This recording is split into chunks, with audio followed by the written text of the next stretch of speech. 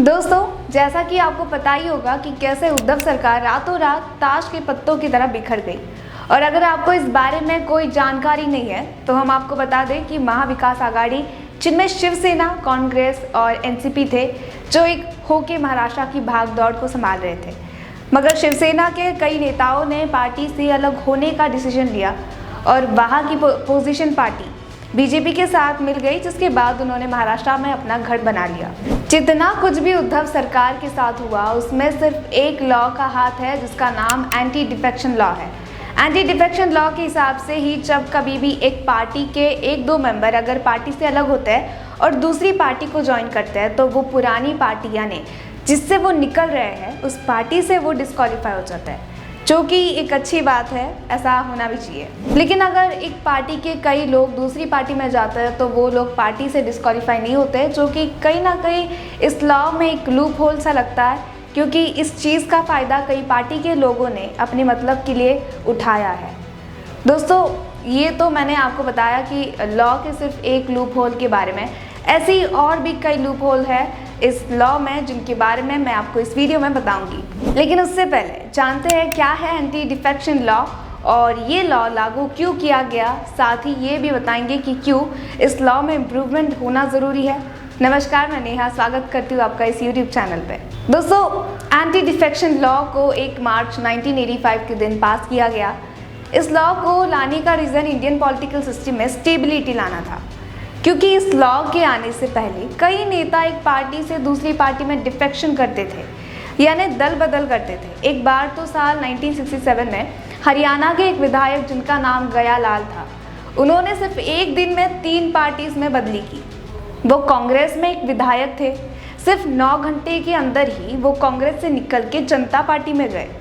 फिर कुछ ही घंटों में जनता पार्टी से निकल के वापस कांग्रेस में गए और तब भी उनको चैन नहीं आया और वापस से जनता दल में चले गए। जिसके बाद आया राम गया राम करके एक मुहावरा बहुत फेमस हुआ था, और जब भी कभी कोई नेता किसी पार्टी में दल बदल करता था तो उसे आया राम गया राम के मुहावरे से बुलाया जाता था। लेकिन साल 1985 के दौरान राजीव गांधी सरकार ने एंटी डिफेक्शन लॉ को पास किया और लॉ पास होने के बाद ही दल बदली में कई हद तक रोक लगी गई। तो चलिए अब जानते हैं एंटी डिफेक्शन लॉ के बारे में। एंटी डिफेक्शन लॉ कहता है कि अगर किसी पार्टी का 1 या 2 मेंबर दूसरी पार्टी में जाना चाहता है तो उसे पुरानी पार्टी से डिस्क्वालीफाई किया जाता है। लेकिन इसमें एक एक्सेप्शन भी है। कॉन्स्टिट्यूशन के 10th शेड्यूल में ऐसा लिखा गया है कि अगर 2/3 पार्टी के मेंबर्स अगर किसी दूसरी पार्टी में मर्ज होते हैं तो वो डिस्क्वालीफाई नहीं होते, जिसका फ़ायदा कई पार्टी के मेंबर्स उठाते हैं। इसके अलावा इस लॉ में और भी कई लूप होल्स है। ऐसे डिसीजन और रूल मेकिंग अथॉरिटी स्पीकर में होती है, और जैसा कि आपको पता ही होगा कि स्पीकर हमेशा मेजॉरिटी पार्टी का होता है। तो अगर कोई लॉ मेजॉरिटी पार्टी द्वारा पेश होता है तो चाहे वो लॉ में कई लूप होल्स हो, लेकिन स्पीकर लगभग हर बार ही अपना डिसीजन मेजॉरिटी पार्टी के पक्ष में ही लेता है। इसको हम एग्जाम्पल के द्वारा समझते हैं।